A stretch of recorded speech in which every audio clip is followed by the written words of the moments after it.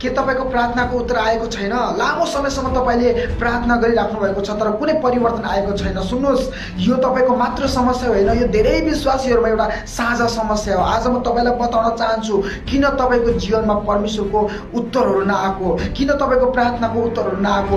सुन्नुहोस्, यसको पछाडिको गहिरो रहस्य कति महत्त्वपूर्ण छ तपाईको लागि। परमेश्वरको समय कहिले छिटो या ढिलो हुँदैन। परमेश्वरको योजना तपाईको भन्दा राम्रो हुन्छ, तपाईको भन्दा बेस्ट योजना परमेश्वरले तपाईको लागि बनाउनुहुन्छ। यशायाको किताब 55 अध्यायको हामीले 8 र 9 मा हेर्यौं भने तपाईको भन्दा र मेरो भन्दा पनि राम्रो योजना परमेश्वरले बनाउनुहुन्छ। तपाईको योजना तपाईको दिमागमा, तपाईको ज्ञानमा आधारित हुन्छ। यसले केवल तपाईको केही कदमसम्म मात्रै तपाईले देख्न सक्नुहुन्छ, तर परमेश्वरले जे योजनाहरू तपाईको लागि बनाउनु भएको छ त्यो सर्वज्ञानमा आधारित छ। परमेश्वरले तपाईको लागि बनाएका योजनाहरूको चित्रहरू छर्लङ्गै देख्नुहुन्छ। कति राम्रा राम्रा कुराहरू तपाईको लागि तयार पार्नु भएको छ परमेश्वरले, त्यो छर्लङ्गै परमेश्वरले चित्रण सहित देख्नुहुन्छ।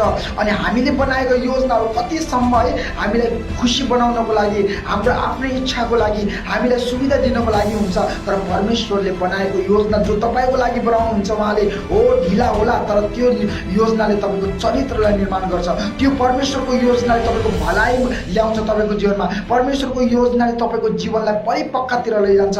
अनि जुन योजना परमेश्वरले बनाउनुहुन्छ हो समय लाग्ला तर त्यो समयले तपाईलाई मिठो जीवनतिर लैजान्छ, त्यो समयले तपाईलाई असल जीवनतिर लैजान्छ। तपाईलाई थाहा छ जीन जार रुसो भन्ने एकजना व्यक्तिले के भन्नुहुन्छ, धैर्य भनेको तितो हुन्छ तर त्यसको फल भने मिठो हुन्छ। सुन्नुस् त, धैर्यता परमेश्वरको योजनालाई पर्खिन तपाईलाई गाह्रो लाग्ला, तितो करिली जस्तो लाग्ला, तर सुन्नुस् पछि त्यो गएर त्यो धैर्यताले परमेश्वरको योजनालाई पर्खेको कारणले गर्दा तपाईको जीवन मिठो हुँदै जान्छ, तपाईको जीवन आनन्दित हुँदै जान्छ, तपाईको जीवन राम्रो हुँदै जान्छ। परमेश्वरले तपाईको प्रार्थनाको उत्तर ढिलो दिनु भयो भन्दैमा परमेश्वरले तपाईको प्रार्थनालाई इन्कार गर्नु भएको होइन। परमेश्वरले तपाईको प्रार्थना सुन्नु भयो तर उत्तरहरू ढिलो दिनु भएको मतलब चाहिँ तपाईको लागि के अझै बेस्ट, के राम्रो, तपाईको योजना भन्दा अझै राम्रो योजना परमेश्वरले तयार गर्दै